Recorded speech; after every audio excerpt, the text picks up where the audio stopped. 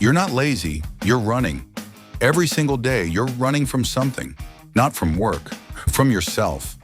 You think the task is boring, but the truth is you have no clarity about what you truly want. And that's why even the smallest task feels heavy. You say you overthink, but in reality, you're scared to take action. You keep picking up your phone because you want to pause your reality. You want to be productive. But no one becomes productive without facing pain. You're running from that discomfort, that silence where your regrets echo. You're hiding in distractions, so you don't have to face the truth. But here's the brutal truth. Nothing grows in comfort, and no one evolves by escaping. Until you sit with your pain, you'll never rise from it. Every time you escape, you push your future one step further away. Every time you delay, you break a little more trust with yourself. So today, make one choice, just one.